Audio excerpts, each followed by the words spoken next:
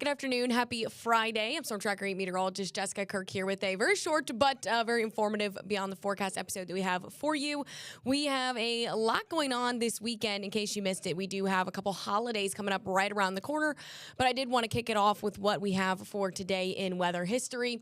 By the way, 1966, we actually had a couple of tornadoes touch down in Greensville County, which is crazy for the month of February. Thankfully, we are not going to be dealing with any of that today or this weekend, for that matter. And then, of course, we talked about this yesterday as well. Back in 2014, we had a bit of snow in Richmond, 4 to 6 inches, actually, for Metro Richmond all the way west towards Fluvanna. So a nice little swath there of decent snow. And, y'all, we don't have snow in the forecast either. What we do have is some rain that we're going to be dealing with starting on Sunday. In fact, you can see the system that we're going to be dealing with way over near the Four Corners. Low pressure system that's going to be tracking all the way towards the East Coast to bring us the chance for rain that we're going to be dealing with. Thankfully for Valentine's Day, which is tomorrow, we're going to be all dry, all good to go. We're just going to see increased cloud cover. So there's your Saturday at noon. We're still looking at that low pressure system tracking all the way out towards Oklahoma. And you'll notice that frontal boundary continues to extend towards the east as it progresses towards the east. And then there we are on Saturday night, extra clouds, but still no rain. So if you have late night Valentine's Day plans, you should be all good to go. It's really going to be early Sunday morning when we start to see the impacts. And then we're going to be dealing with rain literally all day Sunday. I think we could see it as early as like 3 to 6 a.m., but really it's going to be like sunrise to sunset of dealing with this. And then it'll wrap up as we go on into early Monday morning. I'm not concerned about Monday. I'm not going to recommend that you bring your rain gear to work if you do work on Monday, because Monday's another holiday, President's Day. So here's that step-by-step for you locally on what we can expect going into this weekend.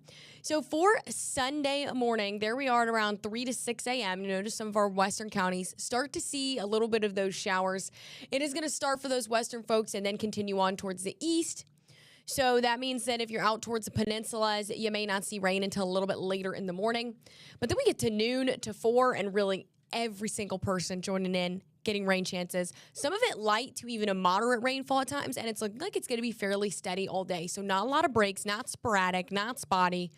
Unfortunately, we're just going to be dealing with this pretty much nonstop all day. It's going to be chilly, too. Temperatures are only expected to be in the 40s for your Sunday afternoon. So at least it's not snow, but it is going to be a chilly rain. I think the best chance to see any sort of wintry mix, which I do want to say is possible but not necessarily expected, will be for those who are on the far northern edge of this. So we're talking about Louisa, Caroline, Orange counties. I think it's possible that we could see a little bit of some wintry mix in there, but we're just going to be so warm at the surface that that's not really a huge concern whatsoever. Definitely no accumulation. I mean, we're going to be in the 40s here. So we're not going to see any accumulation. It's mainly just going to be that rain. I did just want to bring mention of that just in case y'all do end up seeing some mix if you are in some of our more northern counties. Now, Monday, we could see a handful of extra showers during the early part of the day, but again, not a big concern. It's going to be pretty spotty. And now we could end up seeing about 1 inch to 1.5 inches of rain, especially south of Metro Richmond. And even though this is quite a bit of rain in a short amount of time, so yes, we could see some water build up here or there, we really haven't seen a lot of rain in a long time. And of course, that is shown by our drought monitor. We still have severe drought conditions out in Buckingham, Cumberland, towards Prince Edward, and then also you can see south along the Virginia-North Carolina line, still dealing with that severe drought. For the rest of us, we're in a moderate or even dry drought, which is still level 1 or 2. So quite frankly, this rain is very much needed, and at least it's not happening on Valentine's Day itself. So I know it's a bummer when it rains on the weekend. I always say that, but I would much rather it rain on the non-holiday day out of the 3 that we have coming up. So just in case you are one of those folks who has a 3-day that they're looking forward to, yes, there's going to be puddles out there on Monday from the rain, but even on President's Day, we're not expecting to see anything other than 1 or 2 little spotty showers, right? Saturday, Valentine's Day, upper 50s. Mary Catherine, I talked about this yesterday. Y'all could totally do an outdoor date plan. I wouldn't be surprised if a couple of us, especially potentially a little bit further south, ended up at 60 degrees. So tomorrow's not going to be that bad, even though it's going to be a little bit cloudier. So you're going to be all good to go for any of the plans that you have. Sunday will be like a cuddle up and stay inside type day because, like I said, it's going to be raining all day. Now, we do still have some good stuff to look forward to. Next week, we're trending above normal. We could even be in the low 60s for much of next week. It's possible. Average high this time of year, low 50s. So we could end up 7 to 10 degrees above normal, and that trend is looking to continue through the end of the month. So that means we are expecting to be above normal for the rest of February. This is exactly what we need, a little bit of redemption after the first half of this month, just being cold all the time. We're finally going to be looking at some better conditions here. So that ice, what little is left, is not going to be around for that much longer, guys. Even though we are going to have a cold night tonight, whatever. We're going to be warm enough. We're going to get through. Quick update on the winter games going on. Tomorrow we do have some exciting events. As always, we got some skiing, we got hockey, speed skating, skeleton. I watched that yesterday. That was absolutely crazy. I think that's got to be the scariest sport, but actually happening right now, if you're watching now, here on this Friday afternoon, we do have the men's short program, which I am very excited about because, of course, we have the quad god, Ilya Malinin, who is supposed to potentially score us another gold. Time will tell here in just a couple hours.